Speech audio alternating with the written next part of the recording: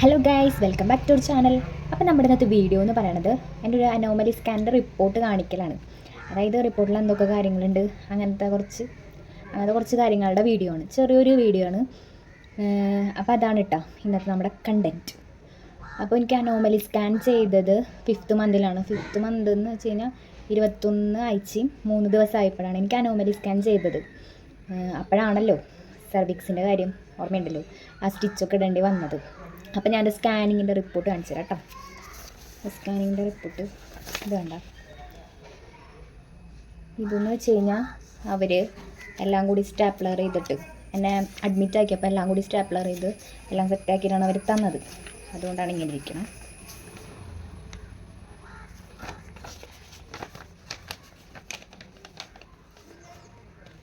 കണ്ട, ഇത് തല തിരിഞ്ഞിട്ടായിരിക്കും കാണുന്നുണ്ടാവുക.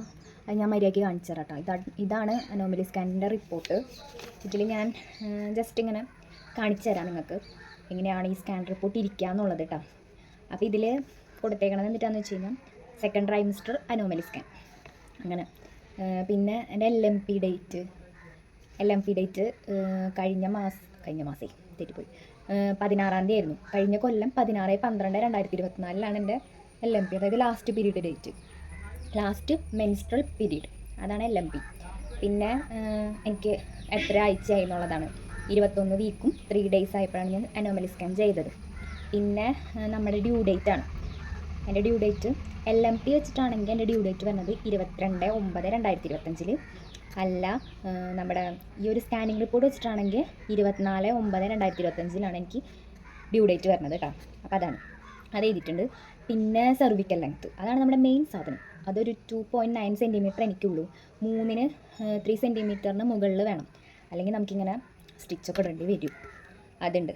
പിന്നെ എൻ്റെ പ്ലാസൻ്റ ആൻറ്റീരിയർ ലോവർ പ്ലാസൻ്റെയാണ് എനിക്ക്. അതും കുറച്ച് എന്തോ ആണ്, പക്ഷേ സെറ്റ് ആവുമായിരിക്കും അങ്ങനെ. പിന്നെ കുറേ ഇങ്ങനെ ഓരോന്നൊക്കെ എഴുതിയിട്ടുണ്ടാവും. പിന്നെ പാരാമീറ്റേഴ്സ്, ബയോമെട്രി, അതായത് കുട്ടിയുടെ തലയും ഇതൊക്കെ വെച്ചിട്ട് ഉള്ള പാരാമീറ്റേഴ്സ് എഴുതിയിട്ടുണ്ട് ഇതിൽ. പിന്നെ കുട്ടിയുടെ എസ്റ്റിമേറ്റഡ് ഫീറ്റൽ വെയിറ്റ്, അതാണ് നമ്മളെല്ലാവരും ഇങ്ങനെ നോക്കിയിരിക്കുക, കാരണം എത്ര വെയിറ്റായി കുട്ടിക്ക്, എത്ര വെയിറ്റായി എന്നുള്ളത്. ഇതിൽ കൊടുത്തേക്കണത് 386 ഗ്രാമാണ്. 386 ഗ്രാം.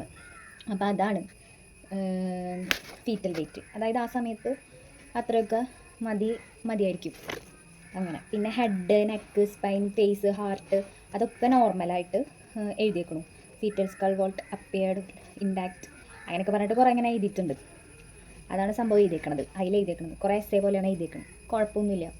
അപ്പോൾ ഞാൻ ഡോക്ടറെ കാണിച്ചു, അന്ന് തന്നെ ഡോക്ടറെ കാണിച്ചു. അപ്പോൾ ഡോക്ടർ പറഞ്ഞത് ഈ സർവിക്കൽ സ്റ്റിച്ചിൻ്റെ കാര്യം മാത്രമാണെന്ന് പറഞ്ഞത്.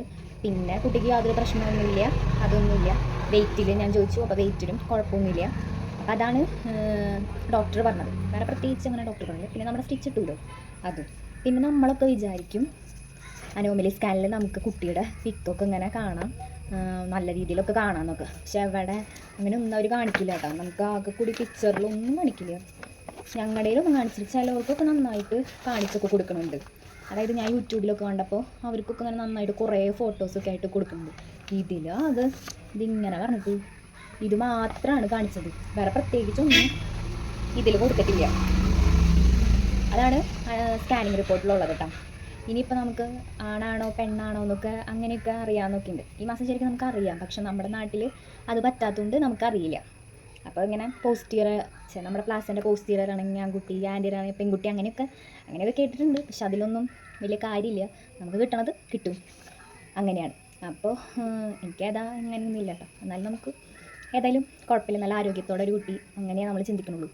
അപ്പോൾ അതാണ് അനോമലി സ്കാൻ റിപ്പോർട്ടിൽ കറക്റ്റായിട്ട് പറഞ്ഞേക്കണത്. വെയിറ്റ്, പിന്നെ നമ്മുടെ ഡ്യൂ ഡേറ്റ്, അതൊക്കെയാണ് അനോമലി സ്കാനിലുള്ളൂ. പിന്നെ ചിത്രവും കാര്യങ്ങളും പിക്കൊന്നും ഇല്ല, 2D പിക്കും 3D പിക്കൊന്നും ഇല്ല അങ്ങനെ. അപ്പോൾ അത്രയ്ക്കുള്ളൂ നമ്മുടെ വീഡിയോ. സ്കാനിങ് റിപ്പോർട്ടിനെ ജസ്റ്റ് ഞാനിങ്ങനെ ഒന്ന് വീഡിയോയിൽ കാണിക്കാം കേട്ടോ. അപ്പോൾ നിങ്ങൾക്ക് മനസ്സിലാവും. പിന്നെ എന്തെങ്കിലുമൊക്കെ സംശയം ഉണ്ടെങ്കിൽ എല്ലാവരും കമൻ്റ് ഇടുക, ലൈക്ക് ചെയ്യുക, ഷെയർ ചെയ്യുക, സബ്സ്ക്രൈബ് ചെയ്യുക. അപ്പോൾ